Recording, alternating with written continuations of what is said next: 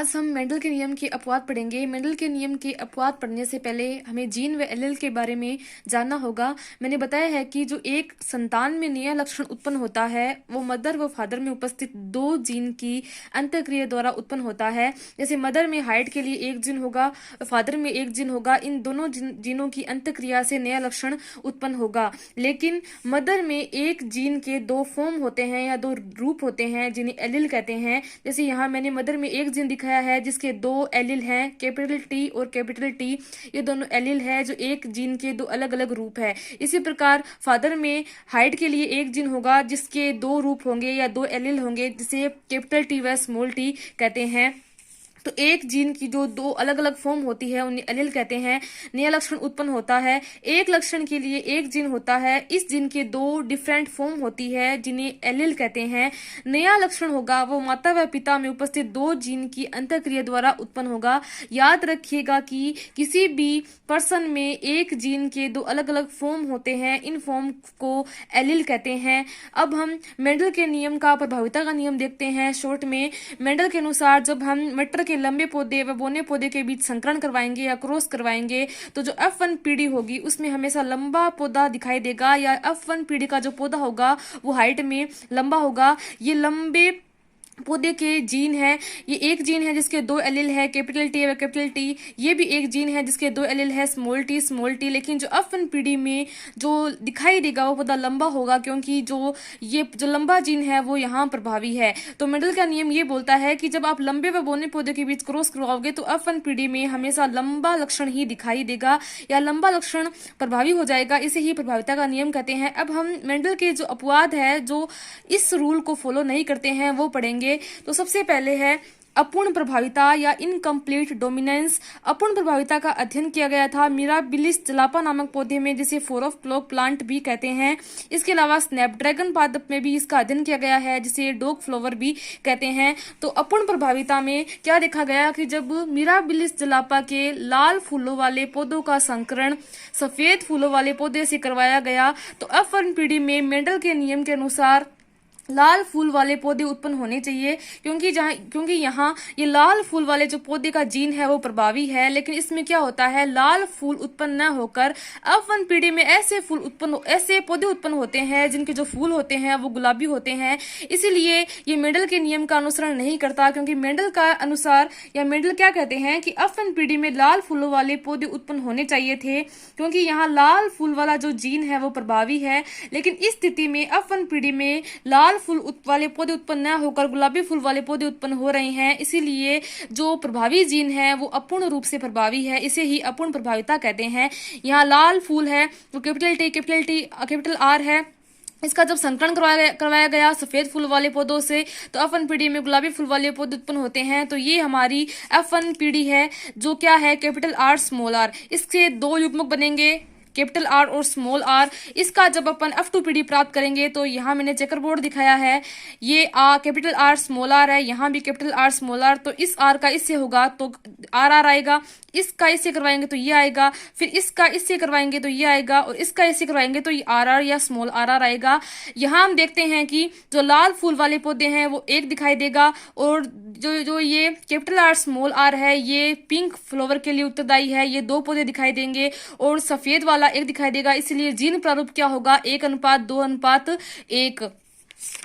इसी प्रकार अब हम पढ़ेंगे सहप्रभाविता। ये भी एक ऐसा लक्षण है जो कि मेंडल के नियम का अनुसरण नहीं करता है। सहप्रभाविता को को डोमिनेंस भी कहते हैं। मेंडल के अनुसार F1 पीढ़ी में कौन सा लक्षण उत्पन्न होगा, जो प्रभावी होगा। लेकिन F1 पीढ़ी में प्रभावी जीन का लक्षण उत्पन्न न होकर प्रभावी व अप्रभावी जीन दोनों अपना संयुक्त प्रभाव दिखाते हैं। सह का मतलब होता है साथ साथ। मेंडल कहते हैं कि जो F1 पीढ़ी है उसमें हमेशा प्रभावी लक्षण ही दिखाई देगा। लेकिन इस कंडीशन में क्या होता है कि जो F1 पीढ़ी होती है उसमें प्रभावी अपना प्रभाव नहीं दिखाता जबकि प्रभावी और अप्रभावी दोनों अपना प्रभाव दिखाते हैं। इसे ही सहप्रभाविता कहते हैं। एग्जाम्पल, इसका अध्ययन किया गया था छोटे सींग वाले जो जानवर है उसकी स्किन कलर। एक एक जानवर ऐसे हैं या एक मवेशी ऐसे हैं जिनकी स्किन का कलर ब्राउन है और एक ऐसे हैं वाइट।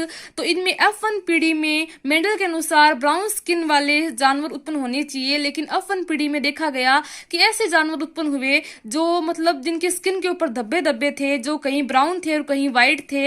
ऐसे जानवरों को रोहान खा गया या इसे जानवरों को चितकबरा कहते हैं। तो ये जो कंडीशन है वो मेंडल के नियम का पालन नहीं करती, क्योंकि F1 पीढ़ी में प्रभावी लक्षण उत्पन्न न होकर प्रभावी और अप्रभावी के बीच वाला लक्षण उत्पन्न हो रहा है। इसे हम चितकबरा लक्षण कहते हैं और जो स्किन है वो धब्बेदार दिखाई देगी। जब F2 पीढ़ी निकालेंगे तो जो जीन प्रारूप आएगा वो 1:2:1 में आएगा, जिनमें से एक ब्राउन स्किन वाला जानवर उत्पन्न होगा, 2 रोहान यानी धब्बेदार स्किन वाले जानवर उत्पन्न होंगे और एक व्हाइट कलर की स्किन वाला जानवर उत्पन्न होगा। अब हम तीसरा मेंडल का अपवाद है वो देखते हैं, जिसे बहुविकल्पी एलील या मल्टीपल एलिज्म कहते हैं। नॉर्मली एक लक्षण के लिए एक जीन होता है, परंतु एक लक्षण 2 जीन की अंतःक्रिया से उत्पन्न होता है। एक जीन एक लक्षण उत्पन्न करता है, लेकिन जो लक्षण होता है वो माता व पिता में उपस्थित एक एक जो जीन है उनकी इंटरेक्शन से उत्पन्न होता है। तो नॉर्मली जो बेस कहता है वो ये है कि जो एक जीन है उसके 2 अलग रूप होंगे जिन्हें एलील कहते हैं। जैसे हाइट के लिए ये है कैपिटल टी, ये है स्मॉल टी। एक जीन के 2 विकल्प होते हैं या 2 एलील होते हैं जिन्हें एलील कहते हैं। लेकिन इस कंडीशन में क्या होते हैं, एक जीन के 3 एलील होते हैं। मेंडल ने ये बताया है कि एक जीन के 2 एलील होंगे, लेकिन जो बहुविकल्पी एलील वाली कंडीशन होगी उसमें एक जीन के 3 एलील होते हैं। इसे ही बहुविकल्पी एलील कहते हैं। मैंने यहाँ डायग्राम बनाकर समझाने का प्रयास किया है। एक नॉर्मली कंडीशन में क्या होता है, एक जीन के 2 एलील होते हैं, लेकिन ये जो नॉर्मल कंडीशन नहीं होगी उसमें होगा कि एक जीन के 3 एलील होंगे। एग्जाम्पल हम ब्लड ग्रुप से समझते हैं। जो ब्लड ग्रुप को डिसाइड करने वाली जीन है उसे आई जीन कहते हैं। आई जीन के 3 एलील होते हैं जिन्हें क्रमशः IA, IB व I0 कहते हैं। IA जो एलील होता है वह ब्लड ग्रुप A उत्पन्न करता है, IB होता है वो B उत्पन्न करता है और I0 होता है वो 0 ब्लड ग्रुप उत्पन्न करता है। यदि IA और I0 एलील साथ में हो तो याद रखेगा कि जो I0 है वो अप्रभावी है या रिसेसिव है, तो A ब्लड ग्रुप उत्पन्न होगा। IB और I0 एलील जब साथ होंगे तो B ब्लड ग्रुप उत्पन्न होगा। लेकिन ये याद रखेगा कि जब IA और IB एलील साथ में आ जाएंगे तो ये दोनों अपना प्रभाव दिखाएंगे और AB ब्लड ग्रुप उत्पन्न होगा। इसे अपन सहप्रभाविता भी बोल सकते हैं, क्योंकि दोनों एलील अपना प्रभाव उत्पन्न दिखा रहे हैं।